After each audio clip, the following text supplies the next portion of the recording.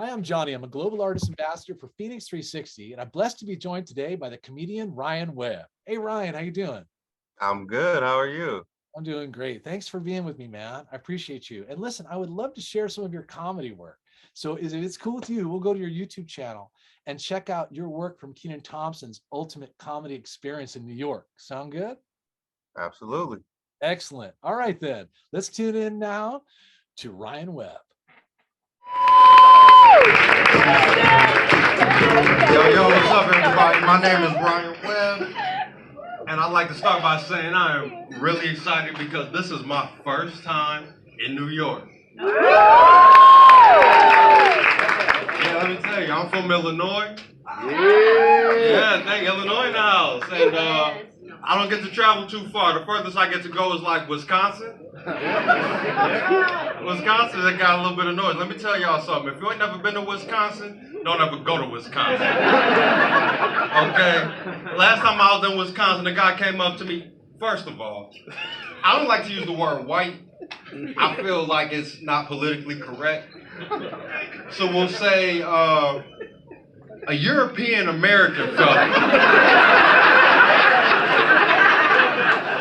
came up to me and said, hey brother, can I tell you a black joke? And I knew the right answer was no. But I let him. And he said, what do you call a black man that sells ties, neckties, and bow ties? A tycoon. Yeah, he said this to my face. So long story short, that's why I hate Wisconsin. Because I feel like it's too far north for people to be acting like that.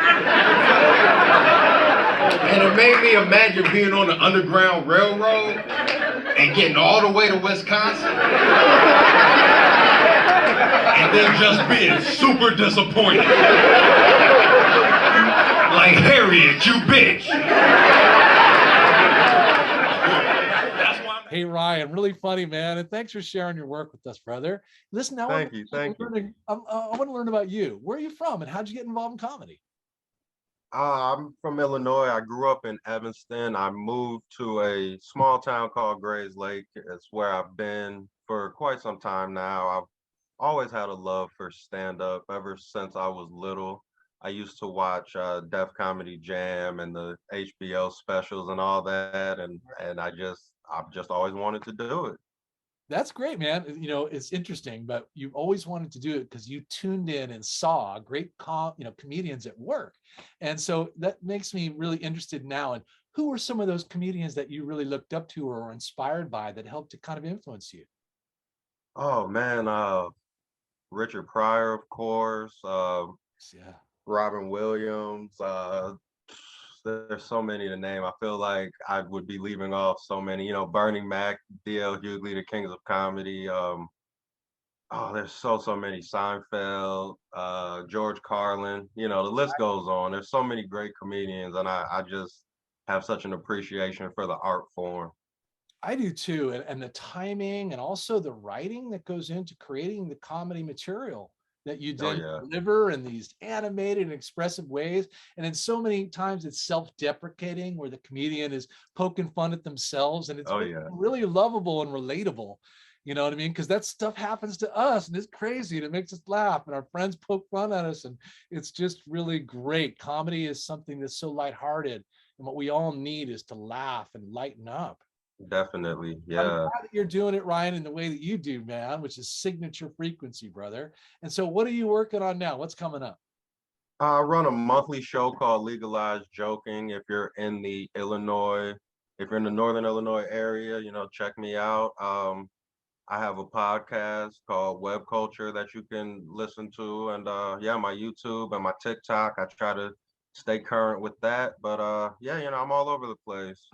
That's great, Ryan. That's cool. And so the podcast, what's the subject matter of the podcast? What are some of the things that you highlight on? Mostly pop culture. I do some news and whatever's going on in the world. I try to just give people you know, my perspective on what's going on in the world, but mostly geeky stuff. Yeah, I hear you. Well, listen, it's just almost like the everyday crazy stuff that makes it so fun to, to bring light to. Yeah. And I got to tell you what, again, that's so relatable. And, the internet and the digital world and TikTok and these other platforms that just provide kind of like soundbite types of, digestible little pieces of content that really strike. Right, yes, just enough. Yeah, right. And that's about the attention span that we all have now. And Right. we can hope to expand that. But nevertheless, I really appreciate the work that you're doing. And I want everyone to tune into the progress for RYAN WEBB and the social media channels and links that we provide below the interview today. And look for him rising on FENIX360. So thank you, brother, for being with me, man. I appreciate you. Hey, thank you, John. I appreciate you having me. You bet, buddy. You keep making us laugh. You take care. That as a country, we got to put all this racist shit aside and come together as a people, as a nation. That's the only way. That's the only way that we're going to fucking progress.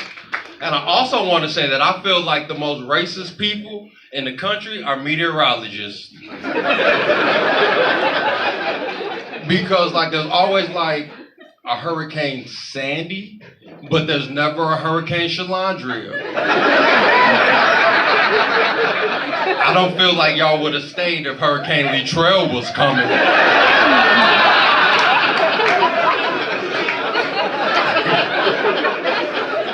So I'm glad to see everybody having a good time.